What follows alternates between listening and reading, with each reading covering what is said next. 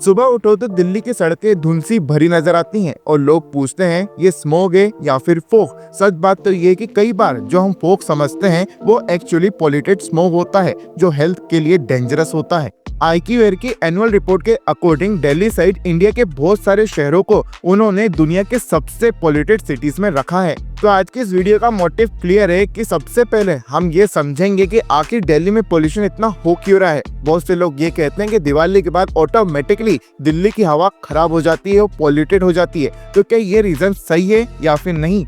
और हम ये भी समझेंगे कि सरकार तो बहुत सारे स्टेप्स ले रही है, लेकिन उनका असर दिल्ली की हवा को क्लियर करने में अभी तक देखने को क्यों नहीं मिला है। चलिए सबसे पहले बिल्कुल बेसिक से ये समझते हैं कि आखिर ये एयर पोल्यूशन है क्या और ये होता कैसे है। देखिए, एयर पोल्यूशन का मतलब होता है कि हवा के अंदर ऐसे पार्टिकल्स और गैसेस का आ जाना जो जिंदा रहने के लिए नुकसान करते हैं। ये सभी पार्टिकल्स और gases vehicles, factories, land burning, construction और हाउस होल्ड बर्निंग से आते हैं। और इस पोल्यूशन के अंदर ये पर्टिकुलेट मैटर होते हैं जैसे कि NO2, SO2, O3, CO जैसे, और ये सबसे कॉमन पोल्यूटेंट्स हैं। और इन पोल्यूटेंट्स के अंदर कुछ तो सीधा सोर्स से आते हैं और कुछ तो हवा के अंदर केमिकल रिएक्शन से बनते हैं। देखिए, आगे इस वीडियो में एक टर्म बहुत बार यूज होने वाला है जो कि है AQI। आपको ये समझना पड़ेगा कि AQI होता क्या है। AQI यानी कि एयर क्वालिटी इंडेक्स बेसिकली एक सिस्टम होता है जो कि ये बताता है आपके एरिया या फिर आपके शहर की हवा कितनी साफ या फिर कितनी गंदी है, और ये एक नंबर के फॉर्म में बताता है। यदि आपके यहाँ 0 से 50 के बीच में AQI लेवल है तो इसका मतलब ये है कि आपके यहाँ की हवा बिल्कुल साफ है। 51 से 100 के बीच में है तो ये मॉडरेट है। 101 से 150 के बीच में तो ये अनहेल्दी है कुछ लोगों के लिए। 151 से 200 के बीच में है तो ये अनहेल्दी है। 201 से 300 के बीच में है तो ये वेरी अनहेल्दी है, और 301 से 500 तक है तो ये बहुत ही ज्यादा खराब है। AQI निकालने के लिए अलग अलग पोल्यूटेंट्स के नंबर को सब इंडेक्स बनाकर कंपेयर किया जाता है और सबसे बड़ी वैल्यू फाइनल AQI होती है। और जब AQI सीवियर हो जाता है तो डॉक्टर और सरकार दोनों ही आपको सलाह ये देते हैं कि आपको घर से बाहर नहीं निकलना है, और बहुत सारे रूल्स एंड रेगुलेशंस को अप्लाई कर दिया जाता है। चलिए आप जानते हैं कि PM 2.5 और PM 10 का मतलब क्या है और ये आपकी लाइफ के लिए कितना ज्यादा खतरनाक साबित हो सकता है, आपको आगे पता चलेगा। देखिए, PM 2.5 ये वो छोटे पार्टिकल्स है जो लंग्स के अंदर तक चले जाते हैं और ब्लड स्ट्रीम तक पहुंच जाते हैं। और दूसरी तरफ PM 10 ये वो थोड़े बड़े पार्टिकल्स होते हैं जो नोज और थ्रोट के अंदर फंस जाते हैं और वहीं से प्रॉब्लम क्रिएट करते हैं। और WHO ने भी ये कहा है कि PM 2.5 की हर एक लेवल हार्मफुल है, इसलिए जितना ज्यादा कम हो उतना ही अच्छा है।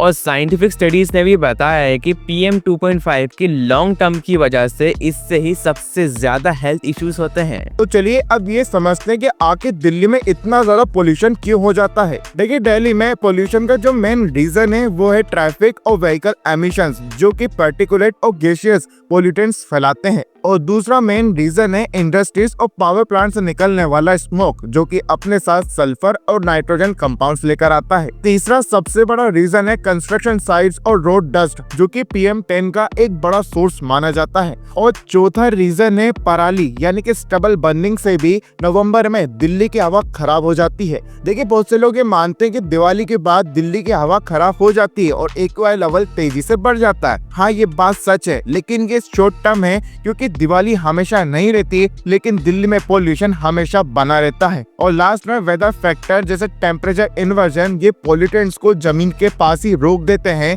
जिसकी वजह से स्मोक बन जाता है। लेकिन अब यहाँ पर एक और बड़ा सवाल ये आता है कि आखिर सर्दी के मौसम में पोल्यूशन इतना ज्यादा खतरनाक क्यों हो जाता है। सर्दी के मौसम में जब नीचे की हवा ठंडी और ऊपर की हवा कंपैरेटिवली गर्म हो जाती है तो पोल्यूटेंट्स ऊपर नहीं जा पाते हैं, इसे हम इन्वर्जन कहते हैं। इस कंडीशन में जब स्मोक और डस्ट उड़ता है तो वो हवा के अंदर अटक जाता है और वो एक फोग की तरह दिखाई देता है, जिससे विजिबिलिटी भी बहुत ज्यादा कम हो जाती है। और विंटर सीजन के अंदर हवा और भी ज्यादा धीमी हो जाती है और ह्यूमिडिटी बहुत ज्यादा हो जाती है, जिससे पोल्यूटेंट्स हवा के अंदर डिसअपियर नहीं हो पाते हैं, जिससे सिचुएशन और भी ज्यादा खराब हो जाती है। इसलिए अक्टूबर से जनवरी तक का ये टाइम पीरियड दिल्ली NCR के लिए सबसे ज्यादा खराब माना जाता है पोल्यूशन के मामले में। देखिए, IQ एयर और CPCB की रिपोर्ट के अकॉर्डिंग हमारे इंडिया के कई सारे शहर ऐसे हैं जो कि वर्ल्ड के टॉप पॉल्यूटेड सिटीज में आए हुए हैं, जैसे दिल्ली और दिल्ली सटे NCR के कई सारे शहर बार बार ऊपर आए हैं।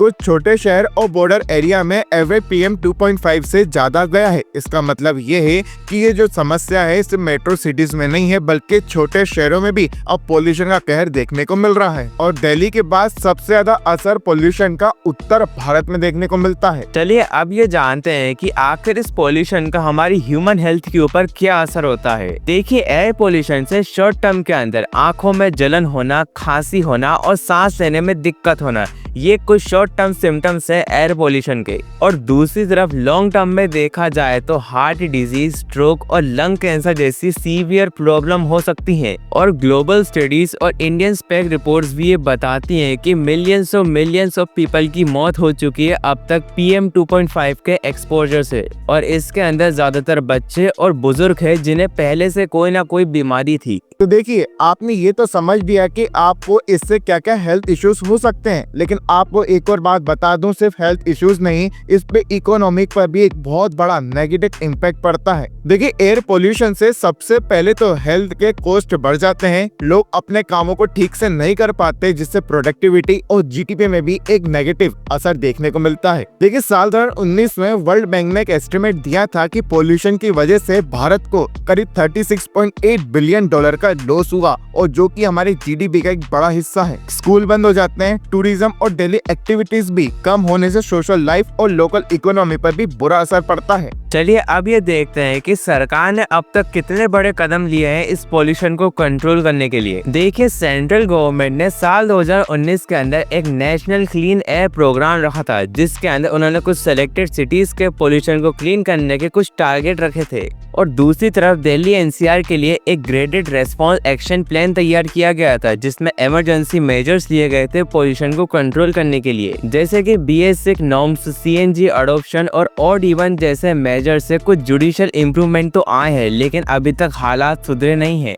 अब बात करेंगे सबसे इम्पोर्टेंट चैप्टर के बारे में, और वो है दिल्ली गवर्नमेंट और IIT कानपुर के बीच का एक प्रोजेक्ट जिसका नाम दिया गया है क्लाउड सीडिंग। देखिए, दिल्ली का पोल्यूशन कम करने के लिए दिल्ली गवर्नमेंट ने IIT कानपुर के साथ एक क्लाउड सीडिंग प्रोजेक्ट स्टार्ट किया, और इसमें टोटल खर्चा 3.2 करोड़ का हुआ। इस प्रोसेस में एयरक्राफ्ट से सिल्वर आयोडाइड और सोल्ट पार्टिकल्स क्लाउड में स्प्रे किए जाते हैं, ताकि आर्टिफिशियल बारिश हो सके और हवा थोड़ी साफ हो जाए। देखिए, इसका पहला मेजर ट्रायल 28 अक्टूबर को हुआ, लेकिन क्लाउड में उस टाइम पे मॉइस्चर 15 to 20% था, लेकिन एक आइडल कंडीशन में इसका मॉइस्चर 50% के आसपास होना चाहिए। देखिए, फिलहाल तो उसके नेक्स्ट ट्रायल को गवर्नमेंट ने होल्ड पर रख दिया है। बहुत से लोग ये कह रहे हैं कि ये सिर्फ टेम्पररी सॉल्यूशन है, परमानेंट नहीं। और सबसे बड़ा जो पोल्यूशन का कारण है वो है व्हीकल्स, इंडस्ट्रीज और पराली को जलाना, और इस पर ही गवर्नमेंट को अभी कंट्रोल करना चाहिए। देखिए, अगर दिल्ली चाहे तो ये कुछ मेजर स्टेप्स लेके अपने पोल्यूशन को काफी ज्यादा इम्प्रूव कर सकता है, जैसे कि NCAP, better completion, cross state coordination और सिटीजन एक्शन से भी दिल्ली की हवा साफ की जा सकती है। इसलिए आज ही अगर मेजर स्टेप्स ले लिए तो दिल्ली की हवा फ्यूचर में साफ की जा सकती है। ये कोई बड़ी बात नहीं है, क्योंकि बीजिंग जैसी सिटीज ने भी अपने पोल्यूशन को साफ करके दिखाया है। वैसे आप सभी की क्या ओपिनियन है, क्या फ्यूचर के अंदर दिल्ली का पोल्यूशन कभी साफ हो भी पाएगा या फिर नहीं? मुझे नीचे कमेंट्स में एक बार जरूर से बताइएगा, और ऐसे वैल्यूएबल कंटेंट के लिए just do follow and subscribe.